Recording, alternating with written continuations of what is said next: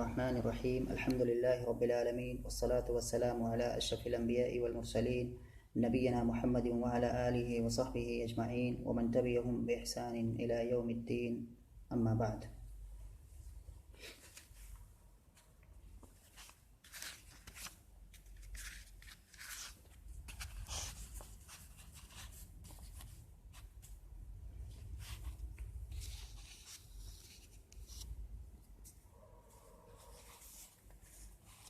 کل کے درس میں ہم نے جو چیپٹر پڑھنا شروع کیا تھا اس کا عنوان ہے یا اس کا ٹائٹل ہے العاج، اور اس کا العاج اور اس کا کچھ حصہ ہم نے پڑھا تھا، اور اس کا جو بقیہ حصہ ہے، جو باقی چیزیں ہیں، اس کو ہم آج پڑھنے کی کوشش کریں گے، اور کوشش یہ ہوگی کہ یہ درس ہم آج مکمل کریں.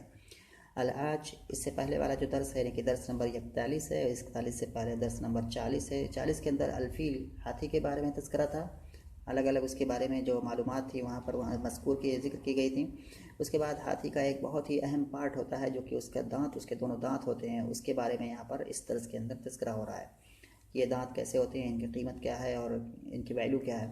تو العاج یہ درس ہے، اور اس کے بارے میں ہم نے کچھ پڑھا تھا. یہاں پر دو بھائیوں کی کہانی ہے، قصہ ہے. دو گئے تھے دکان پر خریدنے کے لیے، تو ایک بھائی نے دکاندار سے مانگا کہ مجھے بھائی ایک ایسی چھری دو جس کا دستہ ہاتھی کے دانت سے بنا ہوا ہو. تو اس نے اس کی عمر کو، کم سنی کو دیکھتے ہوئے اس کے ساتھ چیٹنگ کی، اور اس کو جو ہے ایک ایسا دستہ ایک ایسی چھری دے دی جس کا دستہ ہڈی سے بنا ہوا تھا. تو اس پر اس نے اس کو واپس کیا اور کہا کہ مجھے یہ نہیں چاہیے، مجھے دوسری چاہیے، یعنی کہ جس کا دستہ ہاتھی کے دانت سے بنا ہوا ہو، مجھے وہ چھری چاہیے. تو اس پر اس کے دوسرے بھائی، چھوٹے بھائی کو تعجب ہو کہ کیسے تم پہچان گئے؟ میں تو نہیں پہچان سکا، فرق نہیں کر سکا کہ یہ ہاتھی کا ہاتھی کے دانت سے بنا ہوا دستہ ہے یا یہ کہ ہڈی سے بنا ہوا دستہ ہے. تو اس پر پھر بات آگے بڑھی تھی. تو اس کے بعد جو ہے پھر جب اس بائے نے، یعنی کہ بیچنے والے نے، جب دوسری چھری لا کے دی جس کا دستہ ہاتھی کے دانت سے بنا ہوا تھا، تو اس بڑے بھائی نے اپنے چھوٹے بھائی کو وہ چھری دی اور کہا کہ پتہ لگاؤ، دیکھو یہ تم فرق محسوس کرو، تم نے پہلے والے کو دیکھا، اب اس کو دیکھو، دونوں میں کیا فرق ہے. تو وہ چھوٹا بھائی دونوں میں فرق نہیں کر سکا، دونوں کے بارے میں زیادہ وہ تفریق نہیں کر سکا. یہاں تک بات ہو گئی تھی. تو پھر سے اگر میں جلدی سے پیچھے والے حصے کو کروں تو کہنے کہ ذهب اسماعیل مع اخیه الصغیر الى دکان، اسماعیل اپنے چھوٹے بھائی کے ساتھ گیا ایک دکان کے پاس، لیشتری مدیتن، تاکہ وہ ایک چھری کو خریدے. وطلب من البائع، اور اس نے بائع سے طلب کیا یہ کہ وہ اس کو لا کر کے دے، بمدیتن، ایسی چھری جس کا دستہ ہاتھی کے دانت سے بنا ہوا ہو. فانتهز البائع فرصت صغر سنه، تو بیچنے والے نے یا دکاندار نے اس کی کم عمری کے موقع کو غنیمت سمجھا. وَأَحْزَرَ لَهُ مُدْيَةً يَدُهَا مِنَ الْعَزْمِ، اور اس کے لیے ایک ایسی چھری لا کے حاضر کی جس کا دستہ ہڈی سے بنا ہوا تھا. فَلَمَّا رَأَى إِسْمَاعِيلُ رَدَّهَا، تو جب اسماعیل نے اس کو دیکھا تو اس کو واپس کر دیا، اس کو لوٹا دیا. وقال، اور کہا، إِنِّي لَا أَطْلُبُ مُدْيَةً بِيَدٍ مِّنْ عَزْمٍ، میں نہیں مانگ رہا ہوں، میں نہیں طلب کر رہا ہوں ایسی چھری کو جو ہاتھی کے دانت سے، جس کا دستہ ہاتھی کے دانت کا ہو. فَأَخَذَهَا أَخُوهُ، تو اس چھری کو اس کے بھائی نے اٹھا لیا. وسألہ، اور اس سے پوچھا، قائلا، کہتے ہوئے، کیف عرفت ان هذا عظم لعاج، کیسے تم جان گئے کہ یہ ہڈی ہے نہ کہ ہاتھی کا دانت ہے. فانتظر اسماعیل، تو اسماعیل تھوڑی دیر تک ٹھہرا رہا، رکا رہا. حتی اتاہ التاجر، یہاں کہ اس کے پاس تاجر آیا. بمدیتن، ایک چھری کو لے کر کے، لہا ید من عاج، جس کا دستہ ہاتھی کے دانت سے بنا ہوا تھا. وبعد ان قلبها قدمها لاخیه، اور اس کو الٹ پلٹ کر دیکھنے کے بعد، قلب معنی ہوتا ہے الٹنا پلٹنا، تو وبعد ان قلبها، اس کو الٹنے پلٹنے کے بعد اپنے بھائی کے لیے یا اپنے بھائی کو دیا. کس نے؟ اسماعیل نے اس دوسری چھری کو ادھر ادھر پلٹ کر دیکھنے کے بعد اپنے بھائی کو دیا. وطلب منه، اور اس سے طلب کیا کہ وہ ان دونوں چھریوں کو آزمائے، دونوں چھریوں کو کیا ہے، ٹیسٹ کرے. وَيَرَى بِنَفْسِهِ الْفَرْقَ، اور بذات خود دونوں چھریوں کے درمیان ہے کہ دونوں چھریوں کے دستے کے درمیان میں کیا ہے، فرق کو دیکھے. وَلَكِنَّهُ عَجَزَ عَنْ إِدْرَاكِهِ، لیکن وہ یعنی کہ اس کا چھوٹا بھائی، یعنی کہ اسماعیل کا بھائی، اس فرق کو پانے سے یا اس فرق کو سمجھنے سے عاجز رہ گیا، بے بس ہو گیا. اب یہاں سے جو ہے ہمارا درس یہاں سے آگے ہے. یہاں سے یہ پہلا جو چیپٹر، یہ والا حصہ ہے، اس کو ہمیں آج پڑھنا ہے.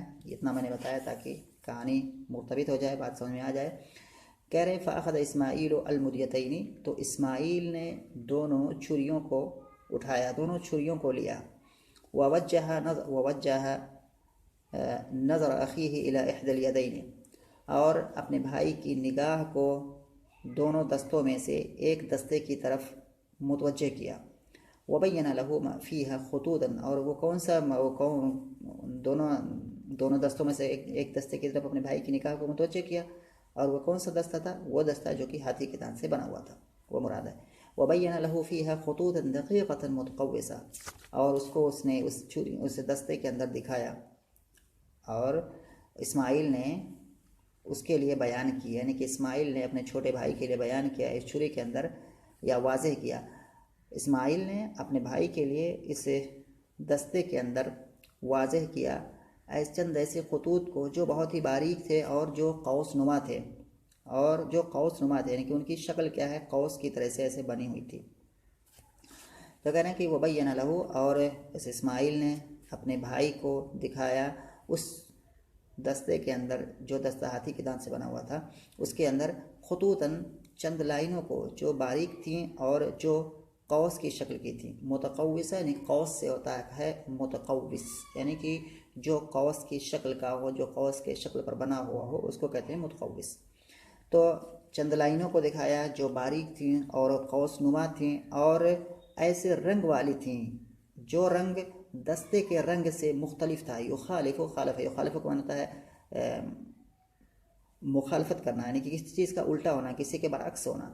تو زیادہ لون، یعنی کہ یہ جو لائنیں تھیں دستے پر، یعنی کہ چھری کا ایک دستہ ہے جو کہ ہاتھی کے دانت سے بنا ہوا ہے، اور ہاتھی کے دانت سے جو دستہ بنا ہوتا ہے اس دستے پر کچھ لائنیں بنی ہوتی ہیں، اور یہ لائنیں کافی باریک ہوتی ہیں، اور ان لائنیں ایسے قوس نما ہوتی ہیں، اور ان کا رنگ دستے کا جو رنگ ہے اس سے الگ ہوتا ہے، اور اس طرح سے یہ جو لائنیں ہوتی ہیں آخر میں یہ لائنیں ایک شکل بناتی ہیں، ایک گول سی شکل جو کہ انڈے کی شکل ہوتی ہے، اس شکل کی یہ لائنیں ایک دوسرے سے جڑ کر بناتی ہیں۔ تو یہ چیز یہاں پر کہہ رہے ہیں کہ وبین لہ، اور اسماعیل نے اپنے بھائی کے لیے بیان کیا اس کے اندر، اس دستے کے اندر خطوط، یعنی کہ اس کو دکھایا اس دستے کے اندر چند لائنوں کو جو لائنیں باریک تھیں اور قوس نما تھیں، یعنی کہ قوس کی طرح تھیں، اور جو ایسے رنگ والی تھیں جو رنگ دستے کے رنگ سے الٹا تھا، یا دستے کے رنگ کے الٹا تھا یا برعکس تھا، اور جو لائنیں اپنے درمیان میں باریک اور انڈے کی شکل کی باریک اور انڈے نما اشکال یا شکلیں بنائے ہوئے تھیں، یعنی کہ لائنیں اپنے اندر کیا ہے؟ حسرہ یحسر کا معنی ہوتا ہے کسی چیز کو گھیر لینا۔ تو یہاں پر کیا ہے؟ تحسر، جو لائنیں اپنے درمیان میں گھیرے ہوئی تھیں چند ایسی شکلوں کو جو شکلیں باریک تھیں اور جو انڈے جیسی تھیں۔ تو یہ جو لائنیں ہوتی ہیں، جو لائنیں تھیں اس دستے کے اوپر ایسے قوس نما تھیں، اوپر سے ایک قوس لگائیں گے، نیچے سے دوسرا قوس لگائیں گے تو انڈا کی شکل بن ہی جائے گا۔ تو یہی کہہ رہے ہیں کہ اس کے اندر یہ جو لائنیں ہیں یہ اپنے اندر گھیرے ہوئے تھیں چند شکلوں کو جو باریک شکلیں تھیں، چھوٹی چھوٹی شکلیں تھیں، اور وہ انڈے جیسی دکھتی تھیں، یعنی کہ انڈے کے آکار کی تھیں۔ وقال، اور اس اسماعیل نے کہا، ھذا هو الفرق بین العظم والعاج، یہی وہ فرق ہے ہاتھی کے دانت اور ہڈی کے درمیان میں، کہ جو ہڈی ہوتی ہے، ہڈی سے جو دستہ بنا ہوتا ہے اس پر یہ لائنیں نہیں دکھتی ہیں، یہ جو باریک باریک لائنیں جن کا رنگ الگ ہے اور جو قوس نما ہیں اور جو ایک دوسرے سے جڑتی ہیں تو انڈے کی شکل بن جاتی ہے، تو یہ تمام چیزیں ہاتھی کے دانت سے بنے ہوئے دستے ہی میں دکھائی دیتا ہے، ہڈی سے بنے ہوئے دستے میں دکھائی نہیں دیتا ہے۔ تو یہ چیز سمجھایا اسماعیل نے اپنے چھوٹے بھائی کو کہ یہی فرق ہوتا ہے اس دستے میں، ہاتھی کے دانت سے بنے ہوئے دستے میں اور ہڈی سے بنے ہوئے دستے میں۔ تو کہہ کہ وقال، اور اس نے کہا، ھذا هو الفرق بین العظم والعاج، یہی وہ فرق ہے ہڈی اور ہاتھی کے دانت میں۔ وزادہ، اور اس نے مزید کہا، اور اس نے مزید فرمایا، کیا چیز فرمایا؟ یہ ان العاج اثقل من العظم، یہ کہ ہاتھی کا دانت ہڈی سے زیادہ وزنی ہوتا ہے۔ اثقل کے معنی زیادہ وزنی، تو وزادہ، زیادہ یزیدو کا معنی ہوتا ہے زیادہ کرنا، وزادہ، اور اس نے وزادہ اسماعیل، اور اسماعیل نے مزید بتایا کہ ہاتھی کا دانت ہڈی سے زیادہ بوجھل ہوتا ہے، ہڈی سے زیادہ وزنی ہوتا ہے۔ وَأَقْبَلُ مِنْهُ لِلثَّقْلِ اور اے وَأَقْبَلُ مِنَ الْعَزْمِ لِلثَّقْلِ اور ہڈی سے زیادہ یہ چمکانے کو قبول کرتا ہے. یعنی کہ جیسے دستہ کیا ہوتا ہے کہ اس پر رگڑ کر کے اس کو چمکانا یا اس میں رگڑ کر کے اس کی سائز کو چھوٹا بڑا کرنا یا اس کو چمکانا, یہ اس کو کہتے ہیں ثقل.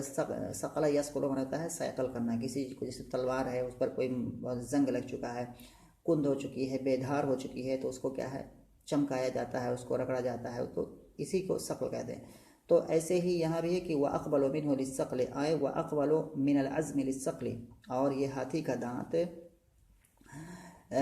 ہڈی سے زیادہ چمکانے کو ایکسیپٹ کرتا ہے, چمکانے کو قبول کرتا ہے. یعنی کہ جلدی سے اس کو چمکایا جائے تو جلدی سے یہ چمک جاتا ہے, جلدی سے اس کو جیسا شیپ دینا ہو تو وہ شیپ پر اس شکل پر یہ آ جاتا ہے. تو یہی کہنے کا اس کا مطلب ہے. تو اس کا ہے کہ وَهُوَ الْمَادَّةُ الْوَحِيدَةُ الَّتِي تُسْتَخْرَجُ مِنَ الْحَيْوَانِ وَفِيهَا مِثْلُ هَذِهِ الْخُطُوطِ اور وہ واحد ایک ایسا مادہ ہے, وَهُوَ الْمَادَّةُ الْوَحِيدَةُ مادہ, اور وہ واحد ایک ایسا مادہ ہے الَّتِي تُسْتَخْرَجُ مِنَ الْحَيْوَانِ جس کو جانوروں کے اندر سے نکالا جاتا ہے اور اس کے اندر اس طرح کی خطوط, اس طرح کی لائنیں پائی جاتی ہوں. تو جانوروں سے جتنی بھی چیزیں ملتی ہیں اور ان میں اس طرح کی عجیب و غریب جو یہ لائنیں پائی جاتی ہیں وہ صرف اور صرف اس ہاتھی کے دانت ہی میں پایا جاتا ہے. ہاتھی کے دانت کے علاوہ اور کوئی اور دوسری چیز نہیں ہے جس میں کیا ہے اس طرح کی چیزیں, لائنیں, اس طرح کی باریک لائنیں جو ابھی جس کا تذکرہ پیچھے ہوا اس طرح کی چیز پائی جائیں. اس کے بعد پھر آگے کہہ رہے ہیں کہ ثم التفت اسماعیل الی التاجر, پھر اسماعیل متوجہ ہوا. التفت یلتفت التفاتن کے معنی ہوتا ہے متوجہ ہونا. پھر اسماعیل متوجہ ہوا الی التاجر, تاجر کی طرف, کس حالت میں؟ مستعلما عن الثمن. استعلم جو پیچھے آ چکا ہے, اس مستعلم تو مطلب علم, اس کا اصل جو ہے ثلاثی وہ ہے علم, جانکاری, نالج. تو مستعلم کے معنی ہوتا ہے, استعلمہ کا معنی ہوتا ہے کہ علم کو طلب کرنا, کیونکہ باب استفعال میں طلب کا معنی آ جاتا ہے. تو کہہ رہے کہ استعلمہ یعنی کہ علم کو طلب کرنا, نالج کو طلب کرنا, جانکاری کو کسی سے طلب کرنا. تو یہ ہے پوچھ تاچھ کرنا, انکوائری کرنا, جو معنی پیچھے آ چکے ہیں. مستعلما عن الثمن قیمت کے بارے میں. تو ثم التفت پھر اسماعیل ملتفت ہوا, متوجہ ہوا الی التاجر تاجر کی طرف, اس حال میں کہ وہ اس سے قیمت کے بارے میں پوچھ رہا تھا. تو پھر اسماعیل متوجہ ہوا تاجر کی طرف قیمت کے بارے میں سوال کرتے ہوئے, قیمت کے بارے میں پوچھتے ہوئے. تو یہاں پر ثم التفت اسماعیل الی التاجر مستعلما, تو یہ مستعلما یہاں پر جو منصوب ہوگا اس عبارت کے اندر یہ حال واقع ہوگا. عن الثمن یہ متعلق ہوگا اسی مستعلما سے, اور مستعلما عن الثمن یہ حال ہے, اس وجہ سے یہ منصوب ہے, اور اس کا ذو الحال ہے وہ ہے اسماعیل. ثم التفت اسماعیل الی التاجر مستعلما عن الثمن. اس طرح سے یہ جملہ جو ہے یہ پورا جملہ فعلیہ, التفت فعل ہے, اسماعیل اسی کا فاعل ہے, اسی لیے یہ مرفوع ہے, اس پر ضمہ ہے. الی التاجر جار مجرور یہ متعلق ہے التفت فعل سے, مستعلما عن الثمن اور یہ مستعلما عن الثمن یہ پوری عبارت کیا ہے؟ حال ہے اسماعیل سے, جو کہ ذو الحال ہے. ودفعه الیہ اور اس کو طرف اس قیمت کو اس تاجر اس بائع کو ادا کیا. تو کہہ رہے ہیں کہ پھر اسماعیل تاجر کی طرف متوجہ ہوا قیمت کے بارے میں دریافت کرتے ہوئے. ودفعه الیہ اور جب اس نے اس قیمت کو بتایا تو اس نے اس قیمت کو اس بائع کو اس بیچنے والے کو ادا کیا. وانصرف مع اخیہ یحادثہ عن العاج اور اپنے بھائی کے ساتھ واپس ہو گیا. انصرف معنی ہوتا ہے مڑ جانا, واپس ہونا, پلٹنا. تو وانصرف اور وہ واپس ہو گیا مع اخیہ اپنے بھائی کے ساتھ, یعنی کہ اپنے چھوٹے بھائی کے ساتھ جس کے ساتھ وہاں گیا ہوا تھا. کس حالت میں وہاں سے واپس ہوا؟ یحادثہ عن العاج ہاتھی کے دانت کے بارے میں گفتگو کرتے ہوئے. حادث یحادث محادثۃ اس کا معنی ہوتا ہے کسی سے گفتگو کرنا. تو وانصرف مع اخیہ اور اپنے بھائی کے ساتھ پھر واپس ہوا یحادثہ اس حال میں کہ وہ ہاتھی کے دانت کے بارے میں گفتگو کر رہا تھا. تو یحادثہ یہاں بھی جو ہے ایک جملہ ہے, وانصرف مع اخیہ یحادثہ. تو یہاں پر ہم دیکھتے ہیں کہ انصرف جو فعل ہے اس کے اندر ہوا کی ضمیر ہے جو کہ اس کا فاعل ہے, اور یحادثہ عن العاج یہ پورا جملہ ہے جو جملہ حال ہے اسی ضمیر سے. تو انصرف کے اندر جو ہوا کی ضمیر ہے وہ ذو الحال ہو جائے گی. فأخبره أنه يحصل من أنياب الفيل اور پھر اپنے بھائی کو یہ بھی بتایا کہ اس ہاتھی کے دانت کو حاصل کیا جاتا ہے. حصل یحصل کا معنی حاصل کرنا, تو اس ہاتھی کے دانت کو حاصل کیا جاتا ہے من انیاب الفیلتی، ہاتھی کے دانتوں سے. یہ جو آج ہوتا ہے اس کو ہاتھی کے دانتوں سے نکالا جاتا ہے.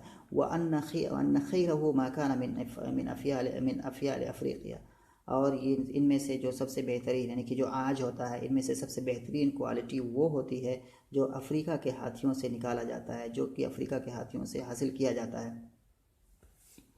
وَيَلِيهِ فِي الْجَوْدَةِ السَّرَنْدِيبِ، جو ہے اس کے بعد ہے ولیہ یلی، اس کا معنی ہوتا ہے پیچھے آنا.